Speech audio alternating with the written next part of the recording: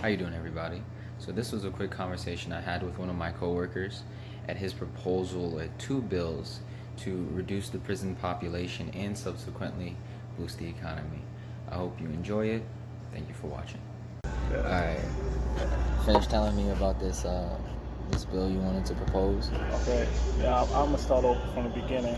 So basically, what I want to do is, for one of the bills that I want to do for people that have paid their dues to society, meaning they have spent their time already in jail, right? The state and federal should make it a law where job any job that you fill out cannot discriminate against you and say you're not able to work if you already paid your dues. What's happening now is a lot of race have to deal has to do with a lot of issues that people are dealing with right now and not allowing them to do it. But at the end of the day, it's not about race; it's about business. Right. The smarter thing about the whole thing is, okay, for example, if I get a speeding ticket, right? Cop found some marijuana in my car, right? I get $100 fine, Well, meanwhile, my job finds out about it. They fire me for it, right? That $100 that they got, they're actually in a negative because they probably would have gained close to $12,000 from my taxes. Correct. For the year. Now I can't work. So guess what? I want food stamps now. I want Section 8. Now I'm taking more money and it's putting you even more into the negative. Require the benefits to make up for the lost income. Correct. So I want the state to look at it a different way and say, okay, well, you know what? If a person paid their time, they're still allowed to work, and they was be able to gain revenue and not lose revenue. Not to say that a person wouldn't pay a fine or anything like that. Yeah, that's fine. Now on another note is this country is overpopulated as far as when it comes to the prison system. Right. We have people in there spending buku time, and it's all because of business. It's all because of business, because a lot of these private prison companies have companies that go into there instead of going to China or something like that, and where some of the presidents will say, hey, we'll give you higher taxes if you go overseas. Well, a lot of people don't realize when they come back, they go into the prison system. And the prison owner will say, hey, instead of paying someone $15, $10 an hour, give me $5 an hour. Then the state, they'll tax off of that for each person. Well, if you bring to the table and say, you know what, forget the private prison, and what you do is you give the people the option to say, okay, if you did a crime that's like 2 years, well, you have 2 years, they'll say, hey, you can either do 2 years or you give me 12 hours each Saturday for 5 years, right? This allows the person to still be with their family, still be able to work and pay taxes at the same time. So they'll still get revenue, and at the same time, they'll say, forget the prison, I get the whole money, and it's free taxes because so it's free labor. You get the entire $5 that goes straight to the state. Correct. They get the entire thing.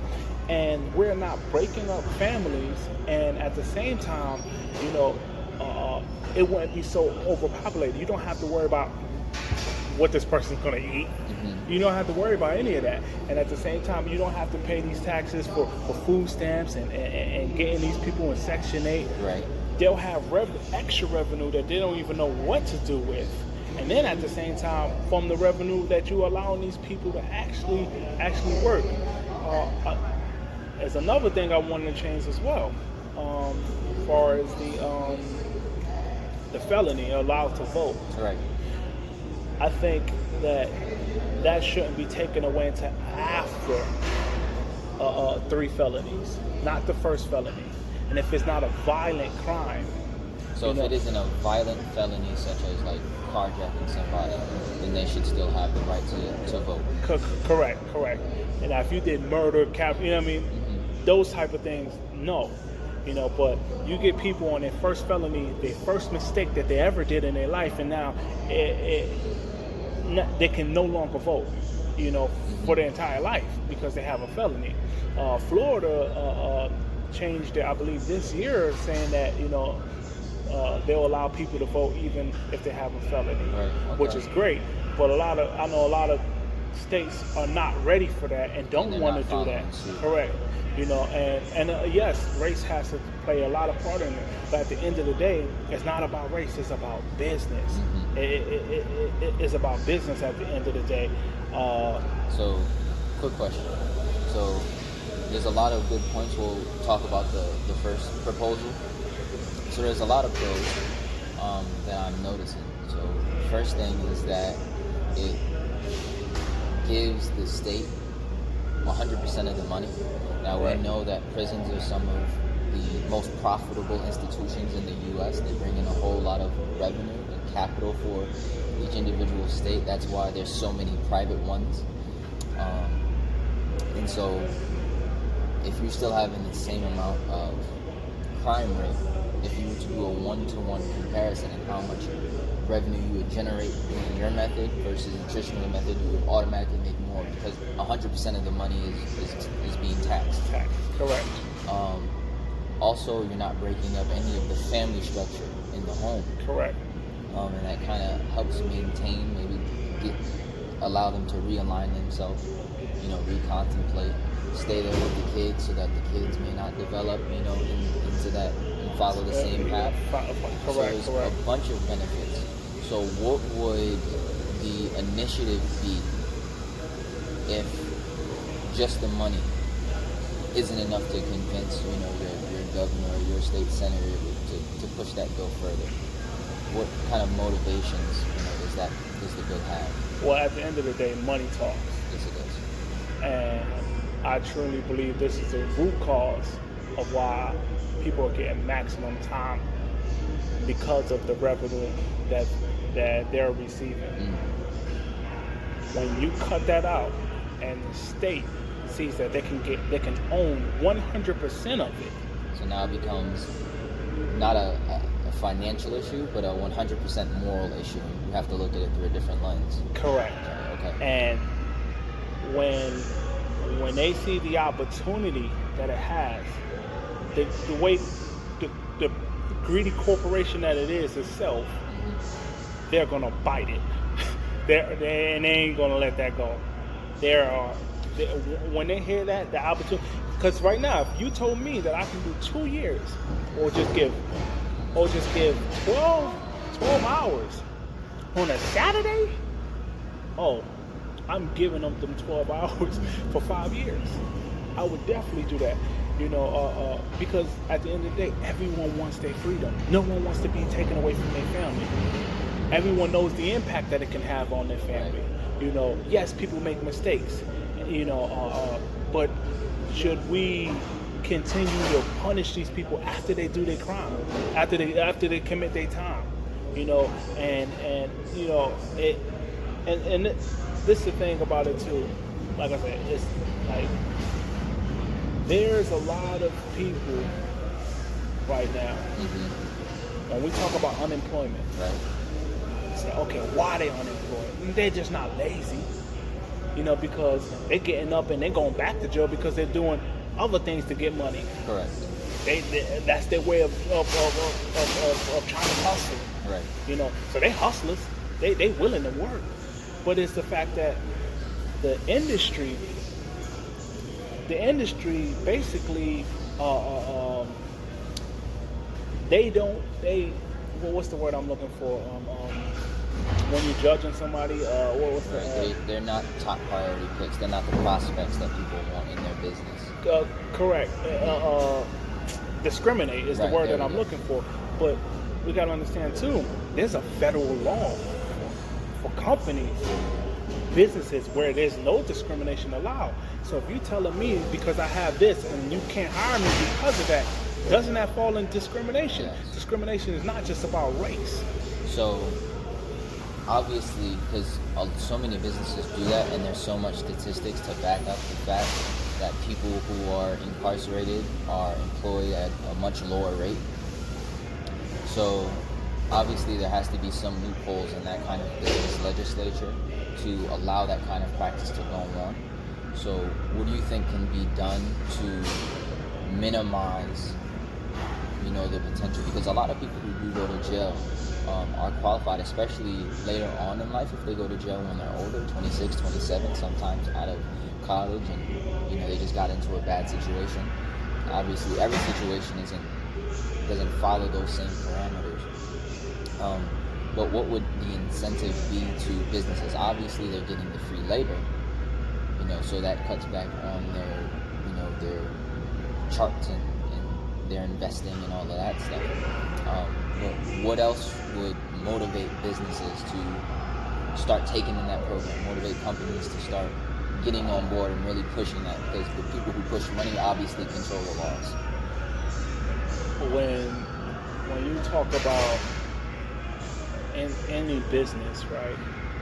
Any business that someone wants to create, it's all about what can you take home, what can you save, what can you make, right? And this is the reason why companies are going into the private business, because they're paying cheaper.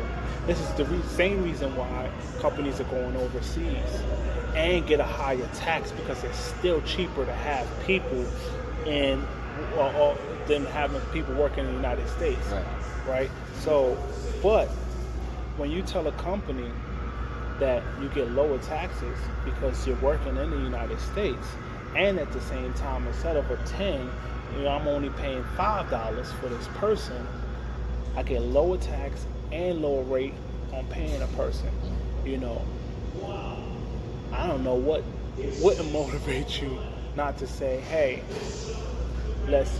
I would want it to be some guidelines where the state is only allowed a certain amount of jobs to go in there, because the last thing we want is all jobs to go in and say, boom, and then next thing you know, it's all, people can't find a good decent job because those positions are being filled because that company doesn't want to lose money. Correct. Because you can technically have a company that only employs people through that kind of program. Correct. So would you be giving a quota to the company, or just a general quota for a state? How do you think? Well, the quota for you're saying hold on. Like how many people inside the program can actually work for one particular company before it starts to become detrimental? Well, I wouldn't put it that way. What I would say is, they can only receive a certain amount of companies, not workers, because you're talking about a Saturday and you're talking about 12 hours, it's not like it's 20, it ain't like it's 24 hours, but to only allow a certain amount of companies, take the jobs that's already in the prison, make it where, because we all know that's the loophole. And so we have people that's incarcerated right now because of this issue, because they need business. If you're telling me that you pay me for all this, I need someone in that position. I need someone to fill it. So that's the big issue right now, and we're giving people max time for on their first crime. We're giving people the max. We don't even give second chances. A lot of times. And you got to ask yourself why. Why is that? And when you hear some of the crimes and you say, damn, it ain't like this man went in trying to kill somebody. This man didn't go try to rape somebody. This man is living in a society where he's being discriminated, and he try to make a way to eat and provide for his family. Yeah, it's wrong what he's doing, but there's a right in there if you're looking from his point of view, because he's trying to feed his family, and society is denying him access to provide for his family. So when you create a system that way, how and what gives you the right to turn around and say you're a criminal, you're bad for what you're doing, when you created the system that he's in? It's not like when you go to jail, it's like a trade program. It's not like when you go in there, it's like where you're going in for like if you on drugs and you want to like a rehab. Center. It's not like that. It's a criminal atmosphere, Correct. and all you're doing is messing with his mental mind and making him a criminal. And then when he get out and he can't get a job, he has criminal thoughts to survive because you train him to be a criminal. And so the way he's thinking about getting money is in a criminal way, and we have to acknowledge that and take recognition for it and try to change it, But at the end of the day, I know they want their money, so let's create a law where you can still create your money or whatnot, and not still abuse the system, and because we allow loopholes having it in the prison system, and people are breaking away from their family. How long do we want to be known for the country that has the most overpopulated prison in the world? How long do we want to have that standard to say we are the land of the free, but we have the most people locked up in prison right now? That takes the title away. How you the land of the free and you got the most population of people in prison right now? The prison population. It's ironic. Correct. So I think right now it's time for that to change. It's been overdue right now. I just think that it has to be presented correctly. It has to be presented in a business and not personal and with emotions. They want to hear numbers. If you can look at all the people, we got millions of people right now, right, that are in prison right now. Can you imagine if for the non-violent offenders, right? If the federal and state said we will release these people, right, but they have to come work every Saturday here. Do you know how many people we will release out of prison? And the state got guaranteed workers. So in the long term, how do you think that would benefit the economy? It bring a lot of business back. Boost the economy heavily. And then let's not get it. We are a consumer culture. Yeah. The more money we make, the more money we spend. So with that and just giving people the opportunity to work, let's be the land of the free. Not to say that we let just criminals go run wild. No. If they did something crazy, yes, make them serve that time. But if you ain't did nothing like molest no kids or anything like that, you should be able to still function and work or whatnot. You just trying to a lot of the things is you just trying to follow the American dream. You're just trying to live that life. Not trying to. You don't want to put harm to people. You just want that life that we keep promoting and keep showing people to have. And people feel like if I don't have it, I'm not really living. You can go somewhere. I just left Mexico, right? You see some people that are happy as hell, but they don't have nothing. But for us, we can have a car, nice house, nice shoes, and we still feel like we ain't got it all because we see ourselves and compare ourselves with celebrities and everything like that, and then what they say, what the life is.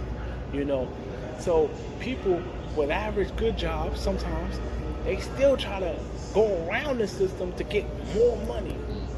So does this stem from a cultural problem with our society, or do you think that it's a personal issue in terms of people's egos and just comparing themselves to other people? I think it has to do with both. I think both plays a great part into it. Another thing I speak about, and a lot of people may not agree with this, but when you talk about gun control, yeah, I feel like if you take all the guns away, it still won't help the issue, because what we have to realize is we have a violent society. We live in a violent society. Taking away the guns will not make us less violent. When we sit there and complain about how many people die in seconds from the guns that we're trying to ban. Think about this. That person that want to do a mass shooting, when you take away the guns, they might go into making bombs. And think about how many people they can kill in seconds just by a bomb. The thing is, the gun, we always been gun capital. But the issue is our society is getting more violent, and we have to go to the root cause of what's making us more violent. A lot of people won't like this, but our music makes us violent. The movies that we watch make us violent. Donald Trump spoke about video games, and I think he's a punk for only mentioning video games. Because if you have the knowledge to think that video games has an issue, with our society, then why are you so afraid to talk about the music and the movie industry? Because that's $1 billion industry. Right. That's why you can target little game industry. Little games, little violent games. But as a whole, it doesn't contribute to the big pots. Correct. I think we need to put higher taxes on people that want to do violent movies, that want to do violent music, and because it really has an effect on. You can ask anybody right now you can ask anybody right now if they seen a zombie, what would they do? They'll say, "I'll shoot him in the heart or shoot him in the head," right? But how you know? You never seen a zombie before? But it's what we watching is programming us and telling us how to react. When you see anything about bullies, right? People getting bullied, right? What do we show them a positive way to react? What movie can you bring? How many movies? I'm not saying there's not 1, 2 little sprinkles, but how many movies show a person getting bullied to keep a positive mind and how to react in a positive way, other than keep showing every time someone does it, you overshow it on the news, and all you're doing is showing that bully when he is fed up, when he feel like there's no more.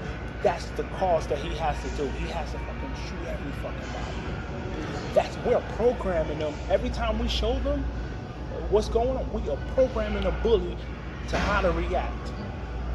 And so we have to have some type of censor on what is shown. We don't want to take people's rights away and say you can't speak or anything like that. Take people, yeah. But if you decide to do it, we're gonna tax you hard to the point where you don't want to do it. I don't think. Don't you think it'll have a lot of backlash culturally, because these are things that people, especially in the past 10 years, have come so accustomed to having and enjoying. Like, I can hear people right now arguing about, whether or not Grand Theft Auto 6 should be taxed higher than, 2K.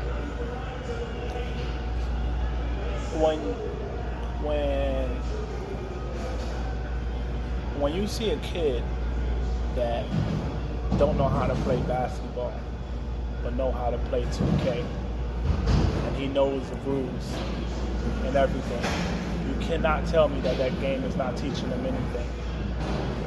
When he can create plays because he's watched a video game, but he don't play basketball in real life because he's fucking tough. You can't tell me that it doesn't has an impact on them, that it doesn't have some type of control on them. Right. So I feel that if we're gonna censor those, there's other things that we can censor to and look into for when we train cops, right?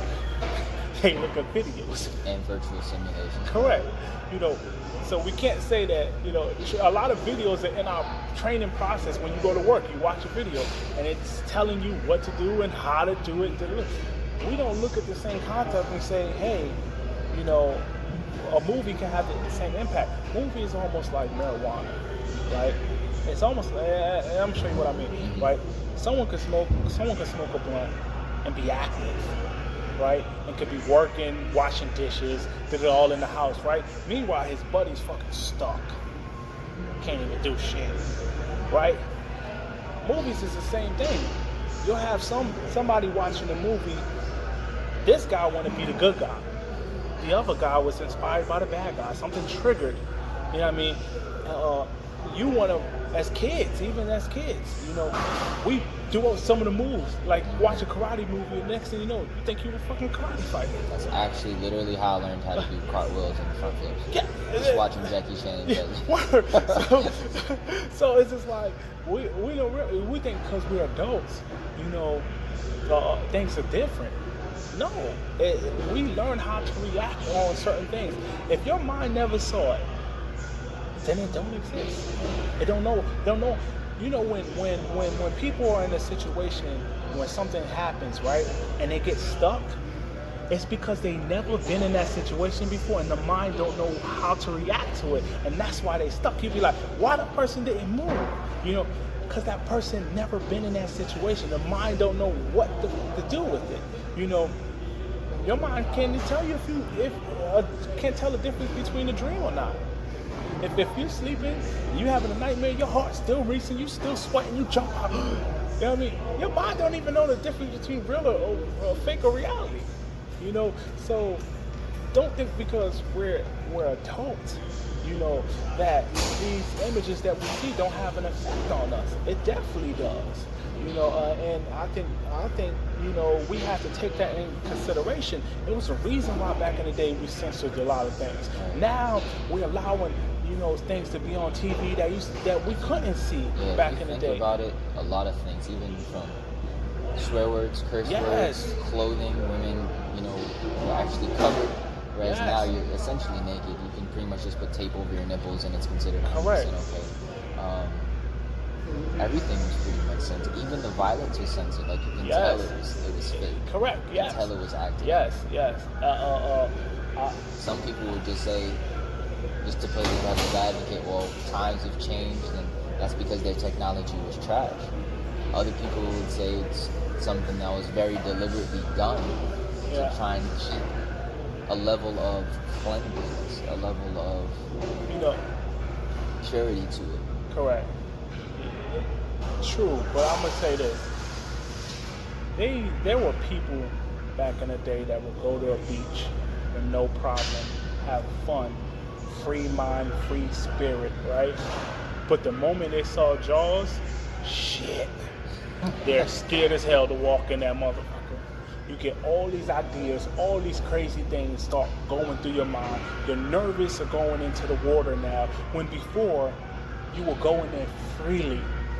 No fear or anything. But the moment we put that fear in your mind, it changed who you were. It changed who you were. And it told you how to react. Now you're nervous. You're looking around. Why when people see a shark, first thing they do is yell out, "Shark!" Because that's what we see on television. That's what we tell us to do. How we know how to react. Correct. Shark! Not run, get the fuck out of here. The first thing you say, shark! Why you gotta yell out shark every goddamn time? And that's what people do. I've seen it. I've seen it in real life. I did it myself. I yelled out shark before I even ran. And it's just like, it's funny when I think about it, like, damn. Let me see your black card. What you mean you yelled shark before you ran? No, yeah, that's what I'm saying. No, but for real, when I was in that, we was in, where were we at? Was it Myrtle Beach? No, it wasn't Myrtle Beach. It was in Jacksonville, Florida. And we saw a shark. And the first thing I seen the film, I said, shark! And I just started walking on water. Pew! But we have to take consideration of what we're allowing into society, and we have to start putting penalties on it. The guns are not making our society violent. So a lot of people, our society is violent, and because of that, we are having an issue that we are having now. If you tell me, right, you want to take my, and this is very important for a lot of people, right? If you tell me you want to take my guns away, or you want to lower my rounds, the thing is, you have to make sure you do the same thing for the Army. the reason why you're allowed to bear arms, because when the founding fathers created that law, they left a country where the government took over, the government abused them, the government did all this crazy shit. So what they did was they created that law so you could protect yourself, not from an intruder, but from the government. From the government. So if you tell me that I have to have lesser rounds than the army, how do I feel protected? How do I feel like I can protect myself against them? And are we going to tell our army to lower their rounds when they have to go to war? Fuck no. So guess what? You have to give me the same. I should have the same when it comes to our guns, because that's what the law picked up on. It was talking about guns, and they say bombs or anything like that. It said our guns. I still should have a weapon that I can protect myself from them, just in case we get an idiot that goes in office and tries to turn people against each other and have the army stuff going in. But this is America. That would never happen. Yeah, right.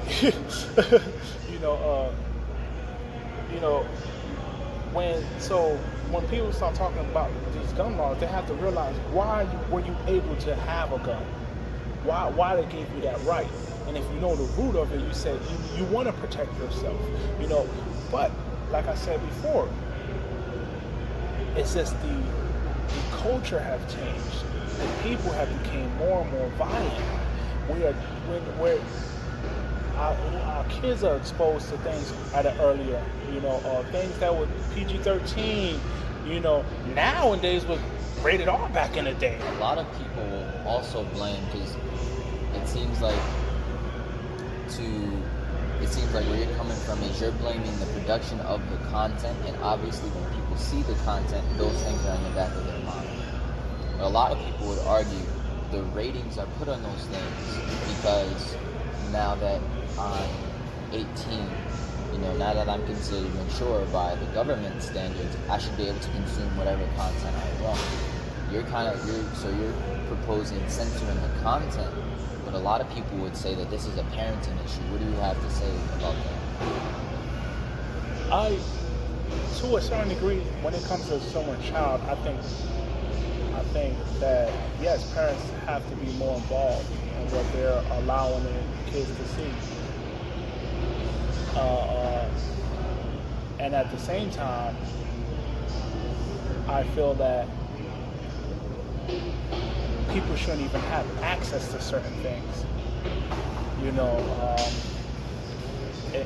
It's like, for example, the reason, for an adult that has kids, right, and they have access to all these drugs, right? You move to a community and now you got access to all these things, right, that you never had access to before. You was drug-free your whole life. Now your friend got it, and you have so much access to it, you start doing it, and you strung out on it, right? You're an adult. But the fact is, when you have access to certain things, we leave a little loophole for you to actually get learned in. Like, even though you're an adult, you're vulnerable. Correct. As an adult. So, I mean, how many parents out there that really try hard, like hiding their porn, and their kids go look for their porn and shit like that? Do shit while they're not even at home. Well, this ain't even what's in the house. That's what's in the house. But think about what's not in the house is in the television. That ain't even hiding. It's just right there, and they have access to it the moment they're gone. And some people put parental control on certain things, and but then you have stuff like the internet where there isn't any, and you can lie, you can put a fake name and a fake birthday, and they give you automatically access to watch anything. Like straight up, when I was younger, I just put in whatever. I just make up some shit and make up a date, and then boom, I had access to it. We shouldn't allow the system to create access to people to our kids, and like I said, even to some adults, because we don't know the reaction that it's going to have on that person, the impact that it can have on that person. We know movies are fake, right? As an adult, we know movies are fake, right? But like I said before, the mind don't know. Why the fuck are you crying? This movie fake, and you know they get awards for these. No, but for real, you know, Right. you still cry. You know, you still cry even though you know it's fake. Conscious, you know, but the mind doesn't know, and then you're boohoo crying at the end of the day, and then you watch them get award for it later on. You know, it's a lot of realness to it. You know, and we try to act like it ain't an issue because we're making money off of it. You know, we're making billions of dollars. Correct. Movie industry makes billions of dollars, and it's entertaining. It makes people happy. Correct. But at the same time, it is training our society on how to react on certain situations. If you see a movie where God grabs someone's throat and they do like this to get it off, the moment you're in that situation, you're going to instantly, that's going to be the first thing you're going to do. So, you don't know, no one trained you, wasn't in no training class, but you watch the program and it programs you. Straight up. We have to care more about our health and our society, the mental states that we have, versus just the fun and entertainment that our culture offers. Correct. I heard someone say, I don't know who it was in a poem, he said, freedom is free doom. You know, when there's no rules or anything, there's rules to everything. There's rules to the creation. There's rules to even to yourselves to react to something, to do something, to have a job. And if it doesn't happen, then a reaction happens where you can end up getting cancer or something like that. There's rules to everything. What do you say to people who say that this is America and that sounds like communism? I would say that sounds like communism. Yeah, I would say that those people are out of touch with reality, because those same people would say they believe in God and say, you know, and at the same time, he gave you rules. He laid down laws for you. You know, everything should have a structure. Everything has rules. Building a house, there's rules to it. There's laws to building houses and how you're supposed to do it. Why? Because if you miss something, something else can happen. You know, we can't be freely with whatever we release out and don't think it's going to have an impact on the culture. You know, you take something that wasn't there and you add it in there and you expose all these people to things that they have never been exposed to before, and next thing you know, what happens? You get more and more and more of it. When that Walmart incident happened, right, 2 days later, right, a guy in Massachusetts somewhere, I think it was Springfield, Massachusetts, goes into a Walmart fully armed, heavy gear, 200 round, bullets. This man went and copycatted the same goddamn thing. He didn't shoot nobody. He caused hella panic in there though. But it's a copycat, and we don't realize when we keep showing that on the news, all we're doing is we're training someone on how to do that. We don't know that person that's watching it, that is depressed, that is being bullied, and don't know how to release what he's dealing with. And the only thing that you're showing them is people releasing it by killing people. You are telling that person that that's the way that you're supposed to react to it. And guess what? At the end of the day, the news makes another news story, and you watch it again, and you watch it again, and they make money off of it. You can't tell me that these people that spend billions of dollars in advertisements don't know the effect if you keep showing that what it's going to do to other people. We keep showing mass shootings, and we keep getting more mass shootings.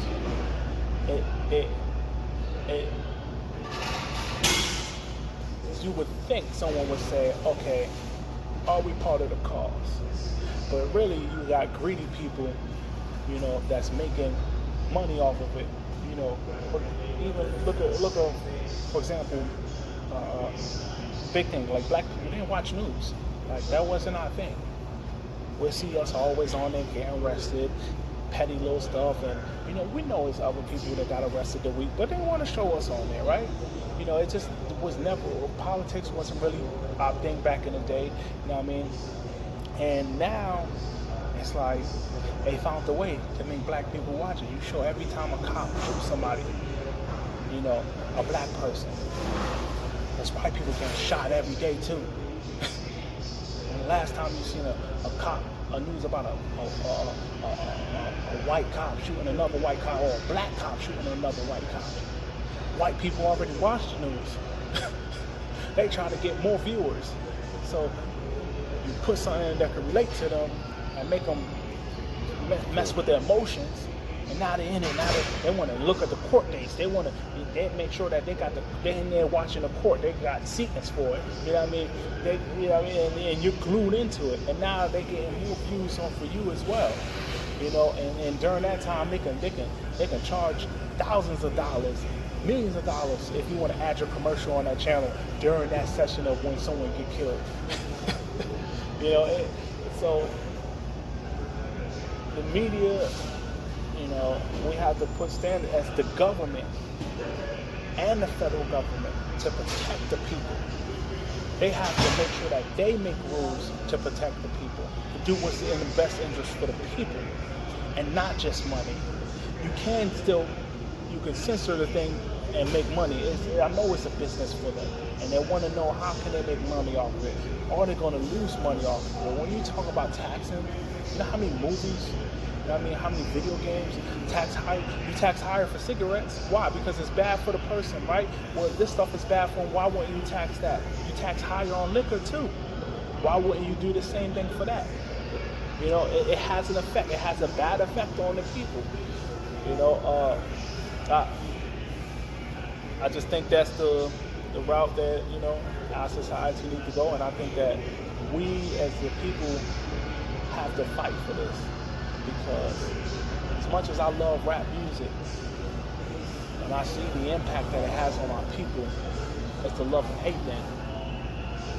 I may know better, but when I was younger, I was in the game.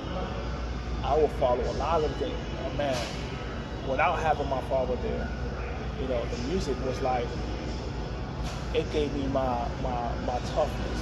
It made me social identity. Correct. And how I identify myself.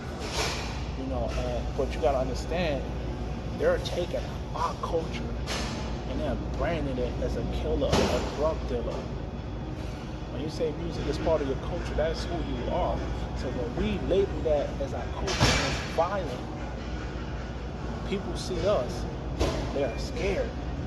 Because that's part of us. That's when we allow that. Private prison owners are one of the biggest supporters of rap music. They promote it. They buy record labels. Because if you can change the culture, you can change the way to think, how the law think about these people as animals. You want to call yourself gorilla, all this other thing, and you get mad when someone calls you an animal. But no one said nothing when people were rocking red monkey jeans. No one said nothing about gorilla unit, G unit, no gorilla zone. To say, hey, you making us look bad. We're not animals. When you talk about how easily you kill a person, and when they hear it, they associate that with just the culture itself, not just an individual. If a white person goes shoot up a school, and this is real, if a white person shoot up there's black people, we don't say, damn, that white person crazy, we say fucking white people crazy. We associate it with all of them. So we have to take accountability of the shit that we promote out there and we put out there and say, man, this stuff is violent.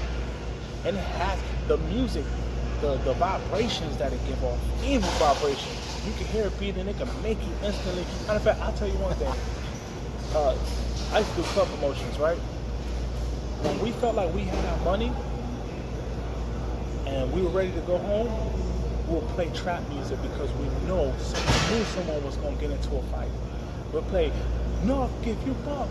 We'll play music just so we can say, all right, close it up, we're done, and go home. Music has a big impact. It can control you. A movie without music is like, can you imagine Titanic without the music in the background? Like this, the music is the one that gets the emotion out of you. Shit, damn. Peace, man. Peace and love, Yeah, it was man. a good Good talk, man. conversation. Oh, Yeah. yeah. We gotta do that again. Yeah, definitely. Yeah.